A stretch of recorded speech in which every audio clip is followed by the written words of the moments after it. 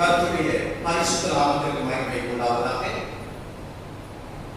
இந்த வைரஸ் தொற்று பரவி கொஞ்சம் அதிலிருந்து நான் விடுபட்டு வருவது போல கொஞ்சம் அந்த மரண பயம் நீங்கி நாம் இப்பொழுது சகஜமான நிலைமைக்கு திரும்பிக் கொண்டிருக்கின்றோம். மரணம் என்பது ஒவ்வொரு மனிதனுக்கும் தவிர்க்க முடியாத ஒன்று என்பதை நாம் எல்லோரும் அறிந்திருக்கின்றோம். மரணம் எப்பொழுது வரும் நமக்கு தெரியாது. நம்முடைய உற்றார் உறவினர்களை நாம் எண்ணி பார்க்கலாம், அல்லது நம்முடைய நண்பர்கள், அக்கம் பக்கத்தில் உள்ளவர்கள், அவர்கள் மறிக்கும் பொழுது அவர்களுடைய உறவினர்கள் அவர்களை குறித்து சொல்லி அழுகிற காரியங்களை நாம் கேட்டிருக்கின்றோம். நேற்று தானே என்னோடு கூட நன்றாக பேசினார், திடீரென்று மறித்து விட்டார், அல்லது ஒரு விருந்து ஆயத்தமாக இருக்கிறது, சந்தோஷமாய் விருந்து கொள்ளலாம் என்று சொல்லும்போது கொஞ்சம் அந்த சூப்பை எடுத்து குடிக்கின்றார் ஒரு அதிகாரி. கொஞ்ச நேரத்தில் அப்படியே சாய்ந்து உயிரை விட்டு. யாருக்கு தெரியும் எப்படி நம்முடைய மரணம் நேரும்? ஆனால் இங்கே ஒரு ராஜாவை குறித்து நாம் வாசிக்க கேட்டோம். அந்த ராஜாவுடைய வாழ்க்கையில தேவன் அந்த மனிதனுடைய மரணத்தை முன்னதாகவே அவனுக்கு அறிவிக்கின்றார். எசேக்கியா என்று சொல்லக்கூடிய அந்த ராஜாவிடத்துல தம்முடைய ஊழியக்காரனை அனுப்புகின்றார். நீ போய் சொல், அவன் மறிக்க வேண்டும், அவனுடைய மரணம் சமீபத்து வந்துவிட்டது. எனவே அவன் மறிப்பதற்கு முன்பாக தன்னுடைய காரியங்களை எல்லாம் சரி செய்ய வேண்டும் என்று சொல்லுகிறார். மரணம் நமக்கும் வரும் என்று சொன்னால் முன்னதாகவே நமக்கு சொல்லிவிட்டால் எல்லாருக்கும் நாம் ஒழுங்கு செய்துவிட்டு யார் யாருக்கு என்ன செய்ய முடியும், யார் யாருக்கு என்னென்ன செய்ய வேண்டும் அதையெல்லாம் நாம் செய்துவிட்டு ஆயுதமாய் இருக்கலாம். ஆனால் அனைவருடைய வாழ்க்கையில மரணம் எப்பொழுது என்று தெரியாமல் இருக்கிறபடினால இந்த காரியத்தை நாம் செய்ய முடியவில்லையே என்று வருத்தத்தோடு அவர்கள் மறிப்பதை நாம் பார்க்கிறோம். அனைவர் சொல்வார்கள், கடன் கொடுத்தவர்கள் கடனை கேட்கும் பொழுது அவர்கள் என்ன சொல்வார்கள்? கவலைப்படாத, நான் சாகிறதுக்கு முன்னாடி உடைய கடனை நிச்சயமா கொடுத்தேன், கடன்காரனா நான் சாக மாட்டேன் என்றெல்லாம் சொல்லுவார்கள். ஆனால் யாருக்கு தெரியும், சிலர் கடன்காரர்களாக அறிவிக்கின்றார். எனவே இங்கே நம்முடைய மகன் கர்த்தருக்கு பிரியமான ஒரு மனிதன், ஒரு ராஜா. ராஜாக்கள் என்று நாம் பார்ப்போம் என்று சொன்னால் யார் நல்ல ஒரு ராஜா என்று சொன்னால் நாம் தாவீதை சொல்லலாம், அல்லது சாலமோன் ஆலயத்தை கட்டினார் என்று அதை சொல்லலாம். ஆனால் இந்த எசேக்கியா மிக சிறந்த ஒரு ராஜாவாக அவர் இருந்திருக்கிறார். எனவே அவருடைய வாழ்க்கையில அவருக்கு வியாதி வந்தது என்று நாம் பார்க்கின்றோம். தேவனுக்கு பிரியமாக இருந்தார், அல்லது தேவனை அறியாதவர்களாக இருந்தார், மரணம் வருகிறது. அது எந்த விதத்தில் வருகிறது? நன்றாகத்தான் இருந்தார், ஆரோக்கியமாக இருந்தார், திடீரென்று எப்படி மறித்தார் தெரியவில்லை. ஆனால் சிலருடைய வாழ்க்கையில வியாதி வருகிறது. ஆனால் வியாதியிலிருந்து சுகத்தை தேவன் தருகிறார். ஆனால் இங்கே இவனுக்கு வியாதி வந்தது என்று பார்க்கின்றோம். வியாதி வந்துவிட்டால் நாம் நினைக்கின்றோம், ஒருவேளை நாம் ஏதோ தவறு செய்து விட்டோம் அல்லது பாவம் செய்து விட்டோம், எனவே தேவன் நம்மை தண்டித்து விட்டார் அல்லது நோயை அவர் கொடுத்து விட்டார் என்று அநேக அங்கலாய்களை பார்க்கின்றோம். சில நோய் வந்தால் அந்த நோய் ஆண்டவர் கொடுப்பது அல்ல, யார் கொடுப்பது? பிசாசானவன் கொடுக்கிறார் என்று சொல்லுகிறார். ஆனால் தம்முடைய பிள்ளைக்கு தேவன் ஒரு ஊழியக்காரனை அனுப்பி, உனக்கு வியாதி வந்துவிட்டது, இந்த வியாதியில நீ மறுபடியும் பிழைத்து வரப்போவதில்லை, நிச்சயமாய் நீ மறிக்கத்தான் போகிறாய் என்று சொல்ல சொல்லுகிறார்.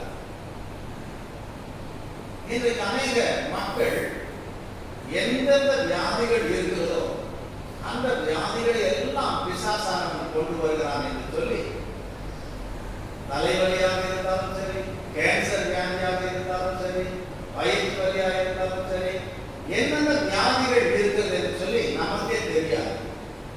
ஆனால் சில ஊழியக்காரர்கள் மடமன்று எல்லா வியாதிகளையும் பட்டியலிட்டு காட்டுவார். தலைவலியை கொண்டு வருகிற பொருளாத பிசாசை ஓடிப்போ, கேன்சரை கொண்டு வருகிற பொருளாத பிசாசை ஓடிப்போ என்று பிசாசுகள் ஏதோ வியாதிகளை வச்சுட்டு யார் யாருக்கு என்னென்ன வியாதி கொடுத்துட்டு வராங்க, அவனை தொடுத்துட்டு வியாதியே இருக்காது, அவன் வியாதியை எடுத்துட்டு போவான் என்று சொல்லி அநேகர் சொல்லிக் கொண்டிருக்கிறதை நாம் பார்க்கிறோம். ஆனால் எல்லோருக்கும் இந்த வியாதி வரும். எனவே இங்கே ஆண்டவர் நேசிக்கின்ற ஒரு மகனுக்கு, ஒரு ராஜாவுக்கு, நல்ல ஒரு மனிதனுக்கு வியாதி வந்தது. அந்த வியாதியில அவன் மறிக்க போகிறான் என்று இங்கே ஆண்டவர் தன்னுடைய ஊழியக்காரன் மூலமாக அவனுக்கு சொல்லுகிறார். அந்த ஊழியக்காரனுடைய நிலைமை எப்படி இருக்கும் என்று பாருங்கள். வியாதி வந்துடுச்சுன்னு சொன்னா நீ தேர மாட்ட, அவ்வளவுதான், ஏறக்கட்டு நீ போய் சேர்ந்துருவ என்று சொன்னார். என்ன சொல்லுவாங்க? ஊழியக்காரன் வாயிலுக்கு வர வார்த்தையா என்ன போய் சாக போறேன்னு சொல்றான் அப்படின்னு சொல்லி, எதுவா இருந்தாலும் நீ சாக மாட்ட, உனக்கு சுகம் கிடைக்கும் அப்படின்னு சொன்னாதான் நல்ல ஊழியக்காரன். இங்க அவர் என்ன சொல்றாரு? இல்ல, நீ சாக போகிறாய் என்று சொல்லு. எனவே தேவன் நம்முடைய பிள்ளைகளுக்கு சொல்லுகின்ற காரியங்கள் அது பாதகமாக இருந்தால் அல்லது அது கேடு நிறைந்ததாக இருந்தால் அதை தேவன் அவர்களுக்கு சொல்லித்தான் ஆக வேண்டும். தவறு செய்யும் பொழுது தேவன் கண்டித்து உணர்த்துகின்றவராக இருக்கின்றார். அவர்கள் தவறுல அவர்கள் விழுந்துவிடக் கூடாது. அநேகர் அப்படி தவறு செய்தாலும் கண்டும் காணாமல் விட்டு விடுகிறவர்கள் தான் நல்லவர்கள் என்று சொல்லுகிறார். அடுத்து அவர்களை திருத்துகிறவர்கள் நல்லவர்கள் என்று சொல்லுகிறார். ஆனால் வேதம் என்ன சொல்லுகிறது? அடித்துதான் திருத்த வேண்டும். எனவே நாம் பெற்றோர் பிள்ளைகளை சரியாக நடத்த வேண்டும். எனவே ஆண்டவர் என்ன சொல்லுகிறார்? உன்னுடைய பிள்ளையின் மீது உனக்கு அன்பு இருக்கும் என்று சொன்னால் நீ என்ன செய்ய வேண்டும்? எப்பொழுதும் அந்த பிள்ளைகளுக்கு நீங்க என்ன வேண்டுமென்றாலும் வாங்கி கொடுக்கலாம், கேட்பதையெல்லாம் வாங்கி கொடுக்கலாம். ஆனால் பிள்ளை என்று பிறகு விட்டால் முதல்ல நீங்க என்ன செய்வாங்க? ஒரு பிறப்பை எடுத்து வைத்திருக்க வேண்டும். ஏன் என்று சொன்னால் எந்த பிள்ளையும் அது தவறே செய்யாது என்று ஆண்டவர் சொல்லவில்லை. பிள்ளைகள் பாவத்தில பிறக்கிறபடினால அந்த பிள்ளைகள் ஒண்ணுமே தெரியாது, சின்ன பிள்ளைகள் என்று சொல்ல முடியாது. சின்ன வயசுலே அது பாவமான காரியத்தை அதுவா செய்யும். அந்த பிள்ளைகளுக்கு யாரும் நம்ம டியூஷன் வச்சு சொல்லிக் கொடுத்ததில்லை. எப்படி நாம் கெட்ட வார்த்தை பேசணும், எப்படி மற்றவங்க கிட்ட சண்டை போடணும், எப்படி மற்றவங்களை திட்டணும், அதெல்லாம் நம்ம சொல்லிக் கொடுக்க தேவையே. அதெல்லாம் ஆட்டோமேட்டிக்கா பிள்ளைகளுக்கு வந்துடும். நல்லதை தான் சொன்னா அவங்க ஏற்றுக்காது. எனவே தவறான காரியங்களை நாம் பிள்ளைகளுக்கு சொல்லிக் கொடுக்காமல் அந்த பிள்ளைகள் தவறு செய்யும் போது அவர்களை திருத்த வேண்டியது பெற்றோருடைய கடமை. ஆனா நிறைய பேர் என்ன நினைக்கிறாங்கன்னா, இந்த பொல்லாத உலகத்துல நம்ம பிள்ளைங்க அப்பாவியா இருந்தா இந்த உலகம் அவங்கள மாற விடாது. அதனால சின்ன வயசுல அதுங்களுக்கு சொல்லிக் கொடுக்கணும் அப்படின்னு சொல்லி என்ன சொல்லிக் கொடுப்பாங்க நினைச்சா, மாமா பார்த்து பொண்ணு சொல்லு, அதுக்கப்புறம் அங்க பாரு, அத்தையை பாரு, கண்ணாடி, இவருக்கு என்னவோ பெண்ணுங்களை பார்த்து கண்ணாடி இருக்கிறதெல்லாம் தெரியாது, இதுவும் கத்துக்கணும்னு சொல்லி கண்ணாடி, அதுக்கப்புறம் அவன் வாழ போனான்னு சொல்லு, அவன் பேருக்கு கூப்பிடு, மறுப்பு மரியாதையை சொல்லிக் கொடுக்க சொன்னா இதெல்லாம் சொல்லிக் கொடுக்கு. இதெல்லாம் சின்ன வயசுலயே நம்ம சொல்லிக் கொடுத்ததுனால அவன் பெரியமான பிறகு அப்பா கிட்டே அவங்க எதிர்த்து வைக்கிறான். சில பேர் சொல்றாங்க, என் பையனை நான் எப்படியெல்லாம் வளர்த்தேன், திருத்தணும்னு சொன்னா என் கையை பிடிச்சிக்கலாம், டேடி கையை போகிற வேலை வச்சுக்காங்க அப்படின்னு சொல்லி எனக்கே சவால் விடலாம் அப்படின்னு சொல்லி. ஏன்னா சின்ன வயசுல நீ அப்படிதான் சொல்லி கொடுத்த. அது மாத்திரம் இல்லாமல் நம்ம என்ன சொல்லுகிறோம், வளர்த்த கடை எங்க பாயதா மாறு பாய நம்ம சொல்லிக் கொடுப்போம். அப்படி இருக்கணும், இப்படி இருக்கணும், அதை செய்யணும், இதை செய்யணும் என்று சொல்லி நாம் சொல்லிக் கொடுப்போம். அதை போலவே அவர்கள் அதுல என்ன சொல்லுவார்கள், தாய் வந்து எத்தனை அடி பாயதான் அதை விட டபுளா குட்டி பாயம் நம்ம சொல்லி கொடுத்துருக்கோம். அப்பா எங்கன்னு கேட்டா அப்பா வீட்டில் இல்லைன்னு சொல்லு அப்படின்னு அப்பவே போய் சொல்லி போன் எடுத்து அப்பா இல்லைன்னு சொல்லு, அப்பா இல்லைன்னு சொல்லு. அது நம்ம கிட்டே பல மடங்கு நம்ம எதிர்பார்க்காத விதத்துல போய் கொள்வ ஆரம்பிச்சு. எனவே வேதம் சொல்லுகிறது, நீ உன் பிள்ளைகளிடத்துல அன்பா இருப்பாய் என்று சொன்னா பிறவை நீ கையாளணும். பிறவை கையாளாதவன் தன் மகனை பகைக்கிறான். நம்ம நினைச்சுக்கிறோம் நைனா அப்படியெல்லாம் செய்யாத அப்படின்னு சொல்றோம். அவன் தப்பு செய்தாலும் பரவாயில்ல, என் பிள்ளை சின்ன பிள்ளை தானே செய்துட்டு போட்டோம் என்று சொல்கிறோம். ஆனால் வேதம் சொல்லுகிறது அதற்காக பிள்ளையை நாம் கொடுக்கவில்லை. பிள்ளையுடைய மனதில் என்ன இருக்குமா, மதியினம் ஒட்டி இருக்கும். எனவே அந்த மதியினத்தை எது நீக்கும், பேரம்புதான் நீக்கும். எனவே ஆண்டவர் சொல்றாரு, நான் உன்னை அடிக்க சொன்னேன் பிள்ளைய, ஆனா ஆண்டவர் சொல்றாரு நீ அடிக்கிறதுனால என்ன ஆகும், அவன் ஒண்ணு சாக மாட்டான். நீ என்ன குழந்தைய அடிச்சு சாகவா சொல்ற, சாகடிக்கவா சொல்ற? இல்ல இல்ல, அவனை அடித்து நீ திருத்தப்பட்டது நல்லவனாய் அவனை வளர்க்க வேண்டும். எனவே அவனுடைய இஷ்டத்திற்கு நாம் விட்டு விடுவோம் என்று சொன்னால் அதுக்கு நமக்கு ஒரு ரிவார்ட் உண்டு. தன்னுடைய இஷ்டத்துக்கு விளையாட விடுறது, தன்னுடைய இஷ்டத்துக்கு சினிமா பார்க்க விடுறது, தன்னுடைய இஷ்டத்துக்கு ஃப்ரெண்ட்ஸு கூட ஊர் சுத்த விடுறது, தன்னுடைய இஷ்டத்துக்கு எப்ப வேணா வீட்டுக்கு வர்றது, எப்ப வேணா வீட்டுக்கு போறது, சர்ச்சைக்கு வர்றதில்ல அப்பவும் பரவாயில்ல, பைபிள் படிக்கிறதில்ல அப்பவும் பரவாயில்ல, ஜெபிக்கிறதில்ல அப்பவும் பரவாயில்ல, என் பிள்ளை நல்லவன் நல்லவன் சொல்லி அவங்க இஷ்டத்துக்கு நம்ம விட்டு விடுறோம்.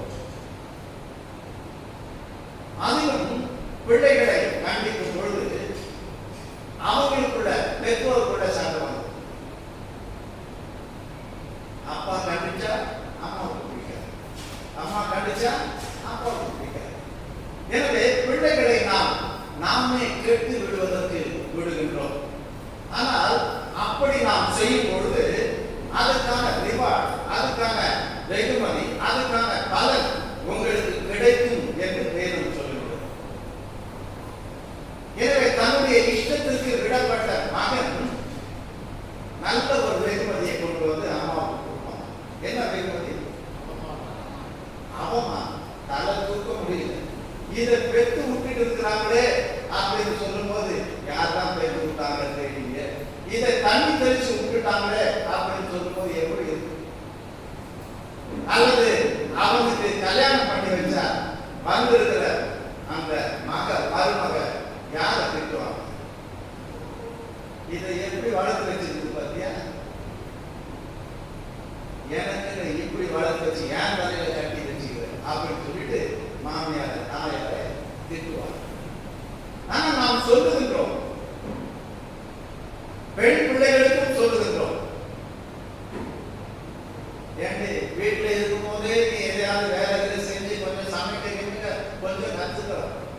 இல்லைன்னா போற இடத்துல என்ன பிள்ளைய வளர்த்து வச்சிருக்காங்க என்னதான் கற்று கொட்டுவாங்க. அதனால என் பேரை காப்பாற்றணும், நீ அதுக்காகவாது இதெல்லாம் செஞ்சுக்கணும். அதெல்லாம் மரபம் பார்த்துக்கலாம். நம்ம பிள்ளைங்க இப்பதானே நான் படிக்கிறேன், நான் இப்பதானே வேலைக்கு போறேன். அது மாத்திரம் இல்லாம அதெல்லாம் முகத்தாகும். இப்ப நாங்க 2 பேரும் வேலை செய்யறோம், அதனால அவரும் சமைக்கணும், நானும் சமைக்கணும். எனக்கு 2 பேரும் பிரிச்சு செஞ்சுக்கணும். இதுல சில பேருக்கு வந்து என்னம்மா எப்படிமா வீடெல்லாம் எப்படி இருக்குது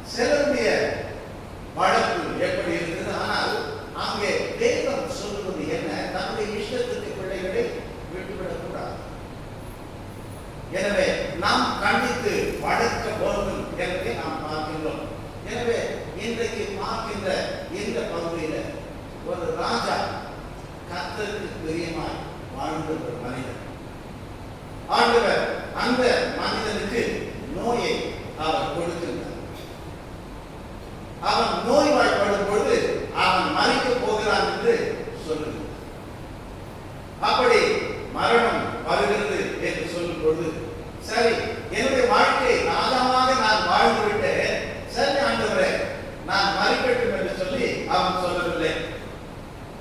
அவன் என்ன சொல்லுகிறான்? ஆண்டவரே, ஏன் ஆண்டவரே நான் மறிக்கணும்? இன்னும் கொஞ்ச நாள் வாழக்கூடாதா? எனக்கு இன்னும் கொஞ்சம் வாழ்வதற்கு நீ காலத்தை நீட்டித்து கொடுக்க கூடாதா என்று சொல்லி ஆண்டவரிடத்தில் அவன் கேட்பதை நாம் பார்க்கின்றோம். அந்த வசனத்தை வாசியுங்கள். 2 ராஜாக்கள் 20ஆம் அதிகாரத்தில் அவன் என்ன சொல்லுகிறார் என்பதை வாசியுங்கள்.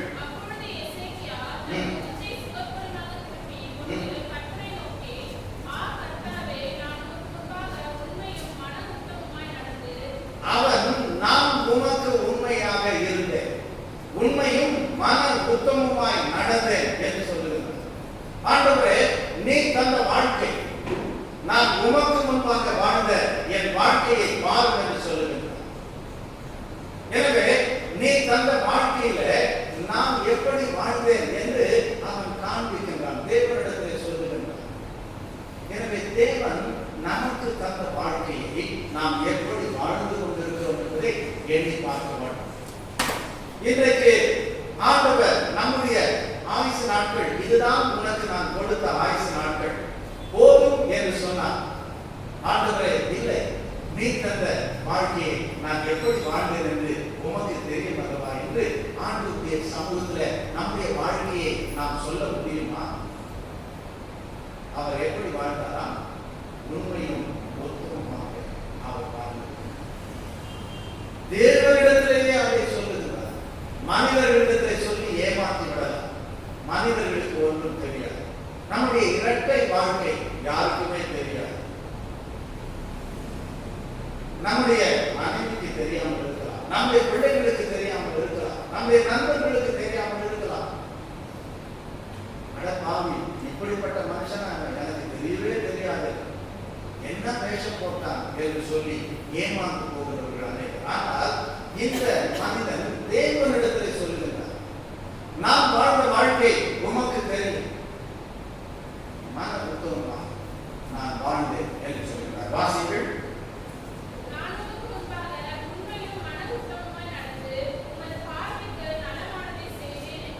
உன்னுடைய பார்வைக்கு நலமானதை செய்தேன். எனவே ஆண்டவரே, நீ தந்த வாழ்க்கையில நான் பொல்லாப்பு செய்யவில்லை. என் வாழ்க்கையினாலே அநேகருக்கு பிரச்சனைகளை நான் உண்டாக்கவில்லை. என் வாழ்க்கையினாலே அநேகர் நன்மை நான் பெற்றிருக்கிறார்கள். என் பார்வைக்கு நலமானதை நான் செய்தேன் என்று சொல்லலாம். நான் தான் இதற்கு நியாயம் விசாரிக்க மாட்டேன். அவன் செஞ்சதுக்கு ஈடா நான் செஞ்சேன்.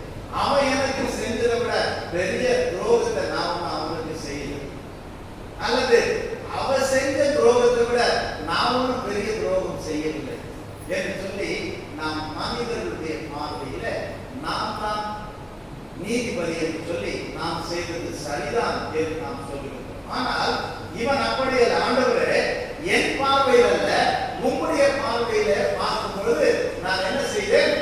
நலமானதைத்தான் செய்தேன். நாம் தேவனிடத்தில் சொல்ல முடியுமா? ஆண்டவரே, எனக்கு தந்த வாழ்க்கையில இத்தனை வருடங்கள் நான் நன்மை செய்தேன் ஐயா, உன் பார்வையில நீ பார்த்து கொண்டு இருக்கிறது. எனவே எத்தனை நன்மைகளை நான் செய்திருக்கிறேன், நீ பார்க்கவில்லையா? உன்னுடைய பார்வையில நலமானதை நான் செய்தேன் என்று சொல்லுகின்றாரே, நம்முடைய வாழ்க்கை எப்படி இருக்கிறது? எத்தனை பேருக்கு நான் நன்மைகளை செய்திருக்கிறோம்? ஆனால் சொல்லுகிறேன், நான் யாருக்கு நன்மை செஞ்சாலும் எனக்கு இப்படிதான் வந்து நேரிடும். நான் எத்தனை பேரை தூக்கி விட்டுருக்கிறேன் இதெல்லாம் சொல்லுகிறேன். ஆனால் தேவன் நாம் உண்மையாகவே நன்மை செய்கிறோமா, அல்லது மற்றவர்கள் மனம் புண்படும்படிக்காக மற்றவர்கள் சொல்வார்கள், வேணும்னா 2 அடி அடிச்சது, ஆனா வார்த்தையினால என்ன புண்படுத்தாதே என்று சொல்வார். எனவே நம்முடைய வார்த்தை எத்தனை பேரை உற்சாகப்படுத்தி இருக்கிறது, எத்தனை பேரை நம்முடைய வார்த்தையின் மூலமாக ஆறுதல் படுத்தி இருக்கின்றோம், எத்தனை அவர்களுக்கு என்னென்ன காரியங்களை செய்வது? வேதத்தில் நாம் பார்க்கும்போது 56 அல்லது 57 முறை ஒருவருக்கொருவர் என்று சொல்லப்பட்டிருக்கிறது. எனவே ஒருவருக்கொருவர் நாம் உதவி செய்கிறவர்களாக இருக்கின்றோமா? ஒருவர் பாரத்தை ஒருவர் சுமக்கிறவர்களாக இருக்கின்றோமா? ஒருவருக்காக ஒருவர் ஜெபிக்கிறவர்களாக இருக்கின்றோமா? எனவே தேவன் நம்மை தனிமையாக இருப்பதற்காக அல்ல, நம்மை மீட்டெடுத்த தேவன் நமக்கு தந்த வாழ்க்கையில நாம் குடும்பமாக இருப்பதற்காக நம்மை ஏற்படுத்தியிருக்கிறார். நமக்கு ஒரு குடும்பம் உண்டு. அதிலும் ரட்சிக்கப்படுகின்ற பிள்ளைகளுக்கு திருச்சபை ஒரு குடும்பமாக இருக்கிறது. எனவே சபையில உள்ளவர்களுக்கு ஒருவருக்கொருவர் நாம் செய்ய வேண்டிய காரியங்களை செய்கிறோம்னா, ஒருவரை ஒருவர் பார்க்கும் பொழுது அவர்களை உற்சாகமாய் வரவேற்கின்றோமா? கனம் பண்ணுவதில் நாம் என்ன செய்ய மாட்டோம்? முந்திக் கொள்ள வேண்டும். அவன் என்ன மறைச்சானா என்று சொல்வதல்ல. ஆலயத்திற்கு வரும்பொழுது மற்றவர்களை நாம் உற்சாகமாய் வரவேற்க மாட்டோம். அல்லது ஏன்னா இவன் முகத்தில் முடிக்கணும் என்று சொல்ற மாதிரி கடுகடுன்னு பக்கத்துல வந்து உட்கார்ந்து நம்ம பார்க்கிற பார்வையில தள்ளி உட்கார்ந்து போடுறது அப்படின்னு தெரியாம வந்து உட்கார்ந்துருப்பேன் என்று நினைப்பதை போல இருக்கு. உலகத்தில் பலவிதமான கஷ்டங்களின் மத்தியில் ஒரு மன ஆறுதல் கிடைக்காதா என்று ஆண்டவருடைய சமூகத்தில் வரும்போது அவர்களை நாம் வரவேற்கிறோம், அவர்களிடத்தில் பேசுவோம். நான் சர்ச்சைக்கு போனேன், அவங்க எனக்கு எவ்வளவு ஆறுதலா பேசினாங்க. அப்படிப்பட்ட பிள்ளைகளாக நாம் இருக்கின்றோமா? எனவே தேவனுடைய சமூகத்தில் நாம் சொல்ல முடியுமா? ஆண்டவரே, நீர் எனக்கு தந்த நாட்களில் நான் நன்மை செய்திருக்கிறேன். ஆண்டவர் சொல்லுகின்றார், எதிர வேண்டும் என்றாலும் அப்பா போதும் என்று சோர்ந்து போய்விடலாம். ஆனால் ஆண்டவர் சொல்லுகின்றார், நன்மை செய்வதில் சோர்ந்து போகாமல் இருக்கிறது. நன்மை செய்வதனால எனக்கு என்ன பிரயோஜனம் என்று அல்ல, நீங்கள் நன்மை செய்தால் ஏற்ற காலத்தில் நீங்கள் ஆரம்பிப்பீர்கள், அதன் விளைவு உங்களுக்கு கிடைக்கும். எனவே இங்கே இவர் நன்மையாய் வாழ்ந்து என்ன பிரயோஜனம்? ஒரு ராஜா தானே, அவர் பெருமையாய் தனக்கென்று எப்படியெல்லாமோ வாழ்ந்து இருக்கலாம் அல்லவா? ஆனால் அவர் தன்னுடைய வாழ்க்கையில தேவனுக்கு முன்பாக மன உத்தமமாய் வாழ்ந்தார். அது மாத்திரமல்லாமல் நன்மைகளை செய்கிறவராக வாழ்ந்தார். எனவே அவருக்கு என்ன கிடைக்கப் போகிறது என்று நாம் நினைக்கலாம். தேவனிடத்தில் அவர் சொல்லுகின்றார், இப்படிப்பட்ட வாழ்க்கையை நாம் வாழ்ந்திருக்கும் பொழுது ஏன் ஆண்டவரை நான் சீக்கிரமாய் மறிக்க வேண்டும்? ஆண்டவர் இல்லை, நீ போடுகிற கணக்கு தவறு, நீ சொல்லுவது தவறு என்று சொல்லவில்லை. அதை ஏற்றுக்கொள்கிறாராம். நீ சொல்லுவது உண்மைதான், நீ வாழ்ந்த வாழ்க்கை எனக்கு பிரியமான வாழ்க்கை தான், நீ வாழ்ந்த வாழ்க்கை நீ உள்ள மக்களுக்கு பிரயோஜனமான வாழ்க்கை தான், உன் மூலமாக நன்மைகள் பெற்றவர்கள் ஏராளம். எனவே நீ சொல்லுவது சரிதான். எனவே நான் உனக்கு 15 வருடங்கள் நான் கூட்டி கொடுக்க போகிறேன் என்று சொன்னேன். எத்தனை ஆசீர்வாதம்! நான் வாழ்ந்த வாழ்க்கைக்கான ஆசீர்வாதத்தை தேவன் இந்த உலகத்தில் அற்புதமாய் அந்த மனிதனுக்கு அவர் அருளி செய்வதை நாம் பார்க்கிறோம். எனவே நாம் வாழுகிற வாழ்க்கை எப்படிப்பட்டது என்பதை நாம் கொஞ்சம் சிந்தித்து பார்க்க வேண்டும். ஆண்டவர் இந்த நாளில் நம்மை அழைக்கிறார். உன் வாழ்க்கையை நீ எண்ணிப்பார். நான் உனக்கு செய்த நன்மைகள் எப்படி? நீ அதற்கு மாறாக எத்தனை பேருக்கு கேடுகளை செய்திருக்கிறார், துன்பங்களை விளைவித்திருக்கிறார், பாவத்திலே ஓடிக்கொண்டிருக்கிறார். இந்த பாவத்தினுடைய பலனை நீ அனுபவிக்க கூடாது என்பதற்காக, பாவங்களை போக்குவதற்காகத்தானே நான் சிலுவையை ஏற்றேன், உனக்காகத்தானே நான் ரத்தம் சிந்தினேன். உன் உள்ளத்தை எனக்கு கொடுப்பாய், நீ கூட என் பிள்ளையாக பரிசுத்தமாய் நீ வாழ என்று தேவன் நம்மை அழைக்கிறார். இந்த 2 நாட்களில் எதை நாம் தியானிக்கிறோம்? நாம் வாழ்க்கையை வேண்டி பார்க்கிறோம். தேவனுடைய உண்மையுள்ள பிள்ளைகளாக, தேவனை ஆராதிக்கின்ற பிள்ளைகளாக நாம் வாழ வேண்டும். ஆராதனை என்று சொன்னால் ஆலயத்திற்கு வருவது மாத்திரமல்ல, அல்லது அநேகர் சொல்வதை போல ஆராதனை என்று சொன்னால் பாடல்கள் பாடுவதுதான் வொர்ஷிப் என்பதாக. நாம் தேவனை எப்பொழுதும் நம் உள்ளத்தில் நாம் துதிக்கின்றோம், அல்லது நாம் தனிமையாக இருக்கும் பொழுது வீடுகளிலே பாடுகின்றோம், குடும்பமாக தேவனை குடும்ப ஜெபத்தில் ஆராதிக்கின்றோம். நாம் எப்பொழுதும் தேவனோடு கூட பாடுகின்ற பிள்ளைகளாக இருக்கிறோம். நாம் எந்த இடத்திலே சென்றால் தேவன் நம்மோடு கூட இருக்கிறார் என்பதை நாம் அறிந்து கொள்கிறோம். தேவன் சொல்லுகிறார், நான் உன்னை தெரிந்து கொண்டேன், நீ அல்ல, எனவே நான் உன்னோடு கூட இருப்பேன், நான் உன்னை விட்டு விலகுவதும் இல்லை, உன்னை கைவிடுவதும் இல்லை. நீ எங்கு சென்றால் சங்கீதக்காரன் சொல்வதை போல மரண இருளின் பள்ளத்தாக்கில் நடந்தால் கர்த்தர் என்னோடு கூட இருக்கிறார். எனவே எந்த நோய் வந்தால், எந்த பிரச்சனை வந்தால் கர்த்தர் நம்மை கைவிடுகிறவர். அந்த பிரச்சனைகளின் மத்தியில நம்மோடு கூட இருந்து நம்மை அந்த அனுபவத்திற்குள்ளாக நம்மை நடத்தி செல்கிற தேவனாக. எனவே தேவனே, இந்த இக்கட்டான சூழ்நிலையில நான் எதை அறிந்து கொள்கிறேன்? எதற்காக இப்படிப்பட்ட சூழ்நிலையில தேவனை நடத்துகிறார் என்பதை நாம் எண்ணி பார்த்து, ஆண்டவரே உமக்கு நன்றி என்று நாம் சொல்ல வேண்டும். வேதத்தில் சொல்லப்படுகிற வசனம் என்னவென்று சொன்னால், நான் உபத்திரவப்பட்டது நல்லது. யாராவது இப்படி சொன்னா சந்தோஷப்படுவாங்களா? உபத்திரவப்படுறதுக்காக நான் இயேசுவிடத்தில் வந்தேன்,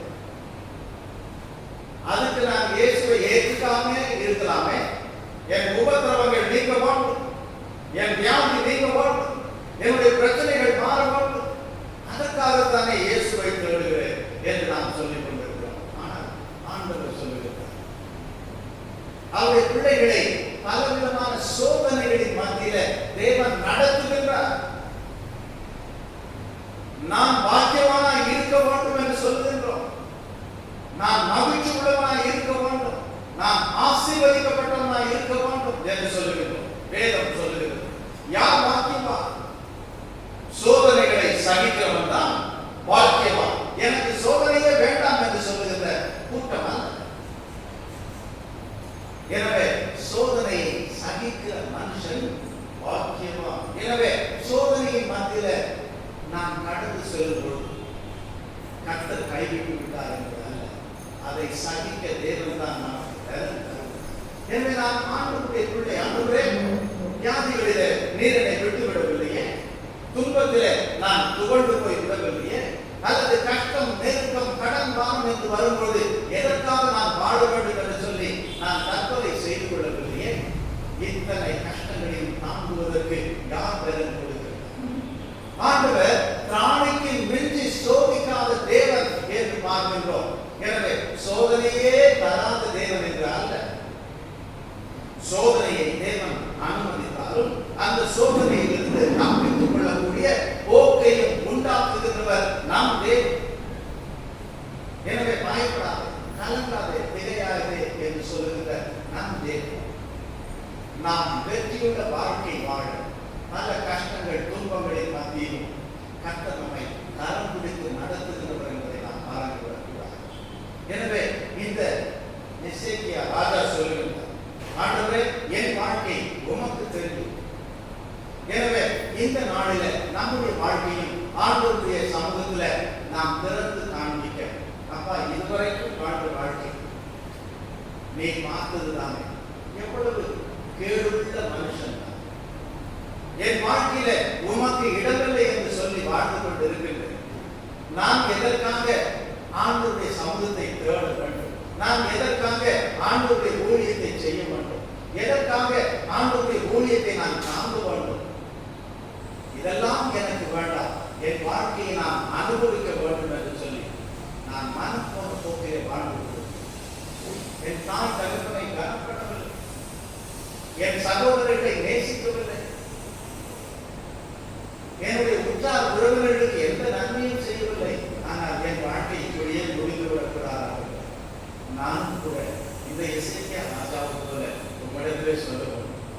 என்னையும் நல்லவனாய் மாற்றும்.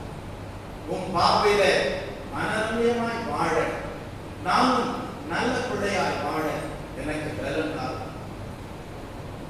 வேதம் சொல்லுகிறது, சாத்தான் அவனுக்கு எதிர்த்து நெல்லுங்கள், அவன் என்ன செய்வானா?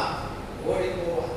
என் ஆண்டவரே, இந்த சோதனைகள் வரும்போது பாவத்திற்காக நான் விழுந்து விட சாத்தான் வலைகளை விரிக்கும் போது அதை எதிர்த்து நின்று போறான். கர்த்தருடைய சாட்சியுள்ள பிள்ளையாய் வாழ எனக்கு உதவி செய்யும் என்று நாம் கேட்கிறோம். தேவன் சொல்லுகிறார், நீ பலன் அடைந்து பரிசுத்த ஆவி உன்னிடத்தில் வரும் என்று சொன்னார். என்ன செய்வாய் என்று வேதம் சொல்லுங்க. பரிசுத்த ஆவி உன்னிடத்தில் வரும்பொழுது பலன் அடைவாய். எதற்காக? பலன் அடைந்து அவருக்கு சாட்சியாய் ஜீவிப்பார். அநேகருடைய வாழ்க்கையில சாட்சியுள்ள ஜீவியம் இல்லை, ஆனால் அருமையாய் சாட்சி சொல்லுவார். நம்முடைய வாழ்க்கை சாட்சியாய் இருக்க வேண்டும். நாம் வார்த்தைகளை சொல்லாமல் நம்முடைய வாழ்க்கையை பார்க்கும் பொழுதே அதிலே சாட்சி இருப்பதை மற்றவர்கள் பார்க்க வேண்டும். ஆனால் சாட்சியற்ற வாழ்க்கை வாழ்ந்து வாயில சாட்சியை நாம் சொல்லிக் கொண்டிருப்பது நல்லது. எனவே நாம் வாழ்க்கை சாட்சியாக இருக்க வேண்டும். அதே நேரத்தில் நாம் சொல்லுகிற சாட்சியம் மற்றவர்களுக்கு பிரயோஜனமாக இருக்க வேண்டும். எனவே தேவன் நம்மை தெரிந்து கொண்டார், அவர் நம்மை ரட்சித்தார், நம்மை மீட்டெடுத்தார். இதை சொல்லுவதற்காகத்தான் தேவன் நம்மை ஆசீர்வாதமாய் நம்முடைய பலத்தினால் நிறைவேற்றி எடுக்கிறார். எனவே நம்முடைய காரியம் என்ன? மற்றவர்களுக்கும் இந்த ரட்சிப்பின் பாதையை நாம் சொல்ல வேண்டும். எனக்கு ஒரு கேன்சர் வந்திருக்கிறது என்று சொன்னால், அந்த நோயை குணமாக்கக்கூடிய ஒரு டாக்டர் எனக்கு தெரியும் என்று சொன்னால், நான் சுகமாகி விட்டேன் என்று சொன்னால், மற்றவர்கள் கேன்சர் வியாதியில் கஷ்டப்படுகிறவர்கள் இருக்கிறார்கள் என்று சொன்னால், எனக்கு என்ன வந்தது, அவன் கேன்சர்ல சாப்பிட்டு என்று நாம் சும்மா இருப்பதில்லை. எனக்கும் இந்த கேன்சர் வந்தது, டாக்டர் என்னை சுகப்படுத்தினார். எனவே நீங்களும் அவரிடத்தில் சென்றால் சுகமாக. அதே போல பாவியாகிய நான் என் வாழ்க்கையை எப்படி மாற்ற முடியும்? என்னை நானே நேசிக்கவில்லை, ஏன் இப்படி அருவருப்பான ஒரு வாழ்க்கை வாழ்கிறேன்? என்னை நான் நேசிக்கவில்லை, பாவியாக வாழ்கிறேனே. இந்த பாவத்திலிருந்து யார் என்னை விடுவிக்க முடியும்? வேண்டாம் என்று நினைக்கிறேன், ஆனால் அந்த பாவத்தை தான் செய்து கொண்டிருக்கிறேன். ஆனால் என் தேவன் இயேசு என்னை மீட்டெடுக்கிறார், புது வாழ்வை வாழ பலன் தந்தார், பரிசுத்தத்தை தந்தார். ஓ பாவியே, நீயும் உன்னை ரட்சித்துக் கொள்ள முடியாது. வேதம் சொல்லுகிறது, தேவன் நம்மை எப்படிப்பட்டவர்களாக இருந்த பொழுது அவர் மீட்டெடுத்தார் என்று சொல்லும் பொழுது வேதம் சொல்லுகிறது, அக்கிரமத்தினாலும் பாவத்தினாலும் மரித்தவர்களாக இருந்த உங்களை உயிர்ப்பித்தார். எனவே மனிதர்கள் பாவத்திலே மரித்திருக்கிறவர்கள் தங்களால் ஒன்றும் செய்து கொள்ள முடியாது. பாவத்திலே மரித்து கிடக்கிறவன் ஆண்டவரை நோக்கி கூப்பிட முடியாது, அவன் வாழ்க்கை முடிந்து போனது. எனவே நான் தான் ஆண்டவரை நோக்கி கூப்பிட்டு ஆண்டவரை மீட்டெடுத்தார் என்று கூட நாம் சொல்ல முடியாது. என் ஜெபத்தினால் தான் இந்த ரட்சிப்பு, அல்லது என்னுடைய விசுவாசத்தினால் தான் இந்த ரட்சிப்பு, அல்லது நான் இதை செய்து அதை செய்து ரட்சிக்கப்பட்டேன் என்று சொல்லுகிறவர்கள் உண்மை அல்ல. பாவத்திலே மரித்து கிடந்த என்னை தேவன் உயிர்ப்பித்தார். தேவன் என்னை உயிர்ப்பித்து புது வாழ்வு தந்திருக்கிறார். எனவே பழையவைகள் எல்லாம் ஒழிந்து போயின, எல்லாம் புதிதாயின. அவருக்காக நான் வாழுகின்றேன், அவரை போல நான் வாழுகின்றேன். கிறிஸ்துவை போல, இயேசு கிறிஸ்துவை போல நம்மை தேவன் மாற்றிக் கொண்டிருக்கின்றார். நான் பரிசுத்தம் ஆகிவிட்டேன் என்பது அல்ல, பரிசுத்தத்திலே நாம் வளர்ந்து வந்து கொண்டே. எனவே தேவன் நம்மை ரட்சித்தவர், மீட்டவர். இந்த உலகத்திலே வேறொரு ரட்சகர் இல்லை, வேறொரு வழியும் மனுக்குலத்திற்கு இல்லை. எனவே மக்கள் நரகத்தை நோக்கி ஓடிக்கொண்டிருக்கிறார்கள். மரித்தார் நரகம், ஆனால் நரகத்திற்கு செல்லாமல் பரலோகம் வருவதற்கான ரட்சகர் நமக்கு உண்டு. நம்மை மீட்ட அந்த ரட்சகர் அவர்களையும் மீட்க வல்லமை உள்ளவர். எனவே அவர்களுக்கு நாம் இந்த ரட்சிப்பின் சுவிசேஷத்தை சொல்ல வேண்டாமா? எனவே இந்த உலகத்துல நாம் சந்திக்கின்ற மக்களிடத்திலெல்லாம் இதை சொல்லிவிட வேண்டியது நம்முடைய கடமையாக இருக்கிறது. நிச்சயமா கர்த்தர் நம்மிடத்தில் கணக்கு எத்தனையோ காரியங்களை மக்களிடத்தில் பேசுகின்றோம், பிசினஸ் விஷயமாக பேசுகிறோம், மற்ற காரியங்கள் எல்லாம் பேசுகின்றோம். ஆனால் ஒரு முறையாவது நண்பனே, உனக்கு ஒரு காரியம் தெரியுமா? நாம் உலகத்தில் வாழ்ந்தால் மறைக்க போகிறோம், மறைத்தால் எங்கே போகும்? எனவே பரலோகம் செல்ல வேண்டும் என்றால் அதற்கு இயேசு ஒருவர்தான் வழி. எனவே அந்த கடவுளிடத்தில் தேவனிடத்தில் நீ வருவாய் என்று சொன்னார். அவர் பணம் கேட்கிறவர் அல்ல, இலவசமாய் உனக்கு இந்த ரட்சிப்பை தருவார். இந்த ரட்சிப்பு சாதாரணமானது அல்ல. ஏதோ இலவசமாய் கொடுக்கிறதுனால இலவசமாய் கிடைப்பது மதிப்பது. எனவே தூக்கி எறிந்து விடுவதற்கு இந்த இலவசமான ரட்சிப்பு அவ்வளவு மலிவானது அல்ல. இந்த ரட்சிப்பை கொடுப்பதற்காக தேவாதி தேவன் உலகத்தை படைத்தவர். ரட்சகராக இந்த உலகத்தில் வந்து தன் உயிரை தியாகமாய் கொடுத்து தன் ரத்தத்தை சிந்தி நம்மை மீட்டெடுக்கிற தேவன் இலவசமாக இந்த ரட்சிப்பை கொடுப்பார். விலையேறப்பட்ட ரட்சிப்பை உனக்கு கொடுப்பார். வேறு எங்கும் கிடைக்காத இந்த ரட்சிப்பு என்று அவர்களிடத்தில் நாம் சொல்லலாம். வேறு வழி இல்லை. நம்முடைய கடமை சுவிசேஷத்தை மற்றவர்களுக்கு அறிவிக்கிறோம். ஆனால் ரட்சிப்பது தேவனுடைய காரியம். எனவே இலவசமாக இந்த ரட்சிப்பை தருகின்ற நாம் தேவன். ஆனால் இன்றைக்கு அநேக இடங்களில் பார்க்கின்றோம், இயேசு கிறிஸ்து இலவசமாய் கொடுப்பவர் அல்ல. நீ கொடுத்தால்தான் அவர் கொடுப்பார் என்று மக்களை வஞ்சித்துக் கொண்டிருக்கின்ற அநேக மக்களின் மத்தியில் நாமும் வஞ்சிக்கப்பட்டவர்களாக இருக்கிறோம். இன்றைக்கு சாட்சி சொல்லுங்கள் என்று சொன்னால் எதை நாம் சாட்சியாய் சொல்லுகின்றோம்? ஐயா, தகுதியற்ற எனக்கு தேவன் தந்த ஆசீர்வாதங்கள் எத்தனை என்று சொல்லுகின்றோமா? இல்லை, நான் இவ்வளவு பணம் கொடுத்தேன் இயேசுவுக்கு, அவர் அப்படியே இரட்டிப்பா என்னை ஆசீர்வதித்தார். எப்படிப்பட்ட ஒரு சாட்சி! ஆண்டவர் தாயும் மேல அன்பு வைக்கிறது. பிள்ளைகள் எந்த தாயாவது சொல்லுவார்கள், நீ சம்பாதிச்சு கொண்டு வந்ததா உனக்கு சோறு என்று சொல்லுவார்கள். சிறைச்சாலையில எத்தனை தாய்மார்கள் சிறைக்கு வெளியே காத்து கொண்டிருக்கிறார்கள். ஏமா வேளாண் வெயில இங்கு வந்து உட்கார்ந்து என் பையனுக்கு சாப்பாடு கொடுத்திருக்கிறார்கள். தன் பெயரை கெடுத்து தன்னை கெடுத்துக் கொண்டு சிறைச்சாலையில அடைபட்டிருந்தால் நாம் நேசிக்கின்ற பிள்ளை ஒரு வழி நன்றாக சாப்பிட்டு எத்தனை பேர் காத்து கொண்டிருக்கிறார். நீ எனக்கு பிள்ளையே இல்லை என்று அவர்கள் சொல்லிவிடாது. நீ எனக்கு சம்பாதித்து கொடுக்கவில்லை, நல்ல பிள்ளையாக இருந்திருந்தால் பரவாயில்லை, எனக்கு நீ எடுத்து கொடுத்த பெயர் இதுதானா என்று ஒதுக்கி இருக்கலாம். அவனுடைய முகத்தில் நான் முழிக்க, அவனை முகத்தை பார்க்க நான் விரும்பவில்லை. எனக்கு ஒரு பையன் இப்படி பிறந்தான் என்பதையே நான் மறந்து விடுகிறேன். ஆனால் என் பிள்ளையை நான் தலை ஒழுங்கி விட்டேன் என்று கூட அவர்கள் எழுதுகிறார்.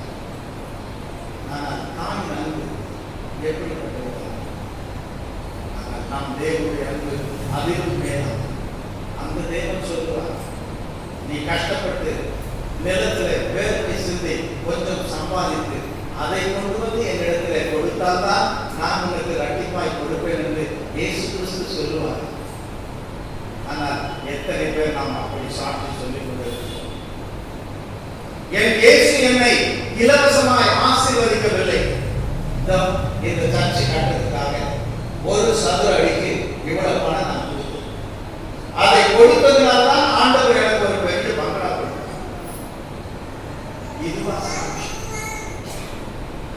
எனவே தேவனுடைய நாமம் தூஷிக்கப்படுவதற்காக இன்றைக்கு சாட்சிகளை சொல்லிக் கொண்டிருக்கிறோமே, நம்முடைய ஆயுசு நாட்கள் முடியும் போது தேவனுடைய சமூகத்துல இந்த எசேக்கியா ராஜாவை போல நான் வாழ்ந்த வாழ்க்கை உனக்கு தெரியுமா என்று சொல்ல முடியும்.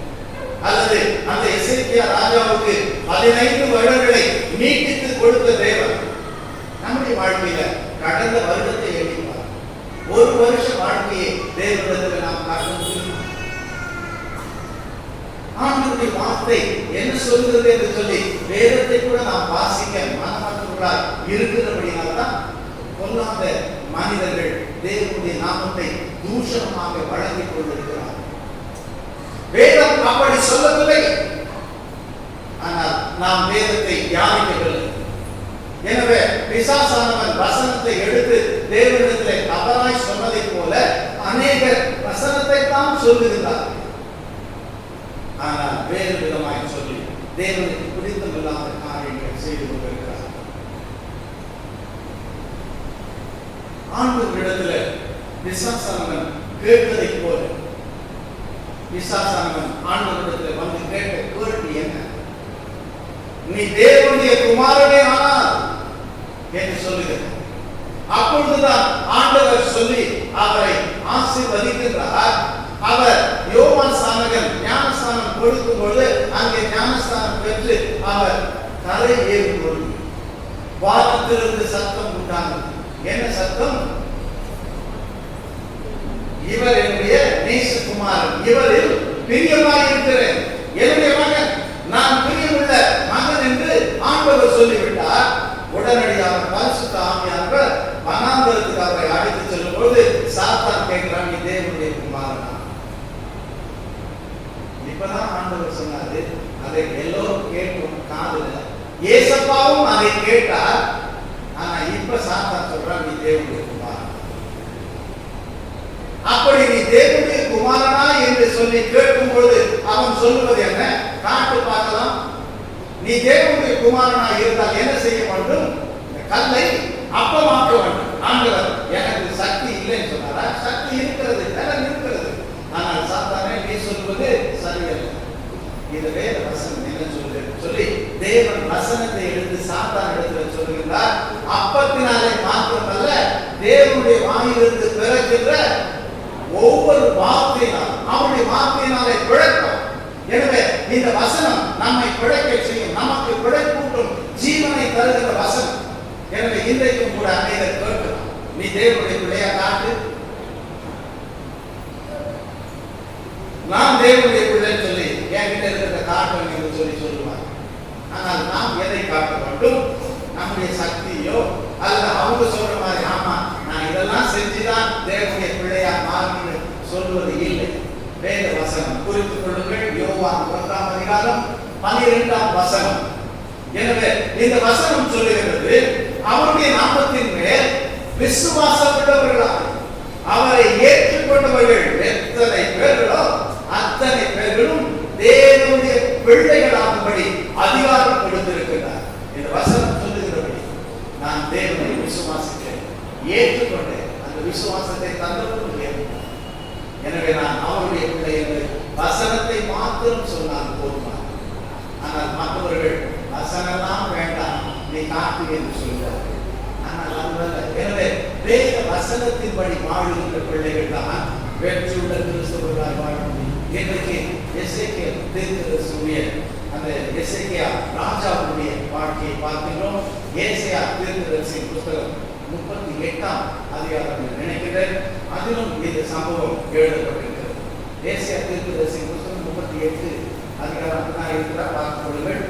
இல்லையென்றால் நான் மறுபடியும் இருக்க அந்த பகுதியை எடுத்து காண்பிப்பேன். எனவே இந்த சம்பவத்தை தீர்க்கதரிசி எழுதி வைத்திருக்கிறார். 2 இடங்களில் கொடுக்கப்பட்டிருக்கிறது. ஒரு காரியம் 2 முறை இருக்கும் என்று சொன்னால் அதில் முக்கியத்துவம் இருக்கிறது. ஆண்டவர் சொல்லும்போது மெய்யாகவே உனக்கு சொல்லுகிறேன் என்று சொன்னாமல் 2 முறை அழுத்தம் திருத்தமாக மெய்யாகவே உனக்கு சொல்லுகிறேன். எனவே இப்படிப்பட்ட தேவனுடைய வார்த்தைகள் நம்முடைய கருத்தில் இருக்கும்போது ஏன் பொய்யை நம்பி நாம் ஏமாந்து கொண்டிருக்கிறோம்? எனவே அநேக தேவன் இங்குதான் இருக்கின்றார், அதை காட்டுகிறேன் என்று சொன்னார். அதற்காக நாம் போய் அங்கே பிசாசு ஓடுகிறது, அது ஓடுகிறது, கர்த்தர் இதை செய்கிறார் என்று அந்த வேடிக்கை பார்த்து கொண்டிருக்கிற கூட்டம் நாம் அல்ல. நம் வாழ்க்கை தேவனுடைய கருத்தில் இருக்கிறது. நம்முடைய வாழ்க்கை பரிசுத்தமுள்ள வாழ்க்கையா இருக்கிறது. நம்முடைய வாழ்க்கை சாட்சியுள்ள வாழ்க்கையா இருக்கிறது. மற்றவர்களுக்கு சாட்சி சொல்லுகிற வாழ்க்கையா இருக்கிறது. கர்த்தருடைய சமூகத்தில் நம்முடைய வாழ்க்கையை அவரிடத்தில் நாம் திறந்து காண்பிக்கிற பிள்ளைகளாக, அதன் மூலம் உன் வாழ்க்கை எனக்கு பிரியமாக இருந்தது, எனவே உனக்கு நான் நீண்ட ஆயுளை தருகிறேன் என்று கூட்டி கொடுக்கிற தேவன் நமக்கும் நீண்ட ஆயுளை கொடுப்பார். கர்த்தருக்காக நாம் வாழ நம்மை நாம் அர்ப்பணிப்போம். கண்கள் மூலமும் கர்த்தரை நோக்கி பரிசுத்தமுள்ள பரலோக பிதாவே, எங்கள் வாழ்க்கையை நாங்கள் சீர்தூக்கி பார்த்திருக்கிறதாக தேவனை உங்களுடைய வார்த்தையில நீர் சொன்னதை போல இந்த 2 நாட்களில் என் இயேசு பாடுபட்டார் என்று உங்களுடைய பாடுகளை எண்ணி கண்ணீர் விடுகின்ற துக்கம் கொண்டாடுகின்ற பிள்ளைக்கு நாங்கள் அல்ல. எருசலேமின் குமாரர்களே, எனக்காக அழ வேண்டாம், நீங்கள் அழ வேண்டியதெல்லாம் உங்களுக்காகவும் உங்கள் பிள்ளைகளுக்காகவும் என்று சொன்னீர்கள். நாம் ஆண்டவரே, நாங்கள் எங்கள் வாழ்க்கையை எண்ணி எங்கள் பிள்ளைகளுடைய வாழ்க்கையை எண்ணி எங்களை பரிசுத்தப்படுத்தி உங்களுடைய பிள்ளைகளால் வாழ எங்களுக்கு பலத்தார். தேவ ஆவியானவர் எங்களை பலப்படுத்தி சாட்சிகளாய் நிலைநிறுத்தும் என்று நாங்கள் செபித்து எங்கள் வாழ்க்கையில தேவனை பரிசுத்தமுள்ள வாழ்க்கையை வாழ நீங்கள் ஒவ்வொருவருக்கும் உதவி செய்து, வீணான வாழ்க்கை அல்ல, இந்த வாழ்க்கை உமக்கு பிரயோஜனமுள்ள வாழ்க்கை, உமக்காகவே நாங்கள் வாழ நீங்கள் ஒவ்வொருவரையும் கர்த்தருடைய கரத்திலே நாங்கள் ஒப்புக் கொடுக்கின்றோம். ஆசீர்வாதம் இயேசு கிறிஸ்துவின் மூலம் நன்றி செலுத்தி ஜெபிக்கிறோம் எங்கள் ஜீவன்